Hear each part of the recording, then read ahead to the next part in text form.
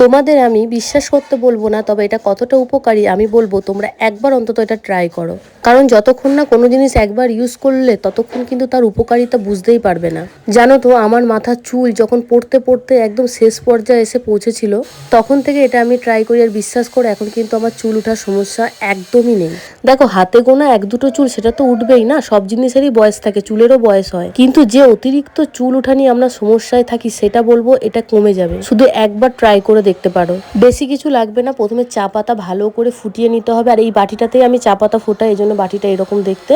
ওই চা পাতা ফোটানো জলটাকে ছেঁকে নিতে হবে, ওর মধ্যে দিতে হবে অ্যালোভেরা জেল। অ্যালোভেরা জেল খানিকটা দিয়ে ওর মধ্যে দেবো অর্ধেকটা পাতিলেবুর রস, তোমরা একটাও দিতে পারো।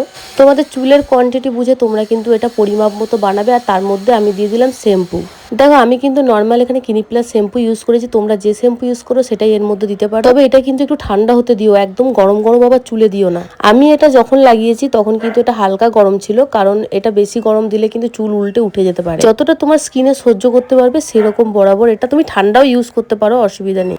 তারপর এটা ভালো করে মিশিয়ে নিতে হবে। আমি চামচের সাহায্যে এটা ভালো করে মিশিয়ে নিয়েছি। সপ্তাহে তো এটা দুবার করলে খুবই ভালো, কিন্তু প্রতি সপ্তাহে একবারও করতে পারো, তাতেও কিন্তু প্রচুর কাজ দেয়। আর যখনই শ্যাম্পু করবে, শ্যাম্পু করার আগে কিন্তু চুলটা ভালো করে আঁচড়ে নিতে হবে। আমি কিন্তু এখানে চিরুনি দিয়ে ভালো করে চুলটা আঁচড়ে নিচ্ছিলাম। চুলটা ভালো করে আঁচড়ে নিলে চুলের মধ্যে কোনো জট থাকে না, তাতে কিন্তু চুলের সমস্ত জায়গায় এটা পৌঁছতে পারে।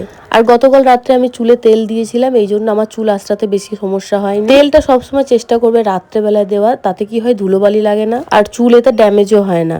ভালো করে চুলটা আঁচড়ে নেবার পরে আমি কিন্তু এবার এটা লাগাতে শুরু করব। হাতে করে এটাকে ভালো করে মিশিয়ে নিয়ে এরপর চুলের ফাঁকে ফাঁকে এটা আমি লাগাতে শুরু করব। মেন কথা, এটাকে তোমার স্ক্যাল্পে ভালো করে লাগাতে হবে।